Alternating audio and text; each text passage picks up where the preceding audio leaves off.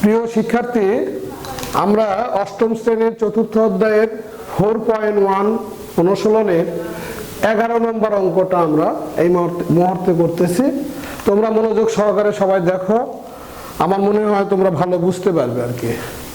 এখানে লক্ষ্য করে দেখো, আমরা সমাধান লিখব। প্রথমে সমাধান অঙ্কের মধ্যে কি বলছে দেখো, এখানে x + y = 12 এবং xy = 27 হলে x - y হোল স্কয়ার ও x² + y² মান নির্ণয় করো।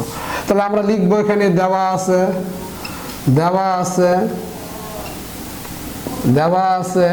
x + y = 12 এবং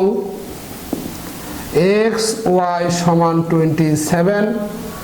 এখন সুতরাং x - y whole square, x - y whole স্কয়ারের সূত্র, সরাসরি সূত্র লিখতে পারবো আমরা x + y whole square - 4xy, এটাই সূত্র।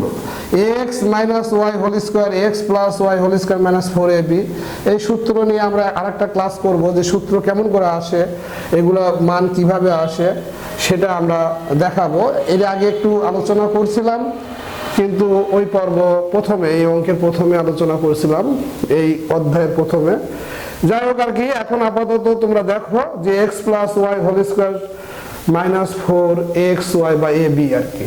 তাহলে এটার মান হচ্ছে 12 স্কয়ার - 4 × 27 সমান 12 বর্গ। 12 দুইটা গুণ করলে 144 বিয়োগ 4 × 7 = 28, 8 হাত থেকে 2, 4 × 8 = 2, 10। আবার দেখো 4 × 7 = 28, 8 হাত থেকে 2, 4 × 8 = 2, 10।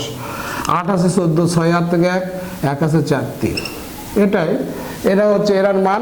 এখন x² + y² এবং প্লাস y², a² + b² এর সূত্র কোন মান বসবে? প্লাসের মান দেওয়া আছে, প্লাসের মান দেওয়া থাকলে 1 নম্বরটা বসবে আর কি।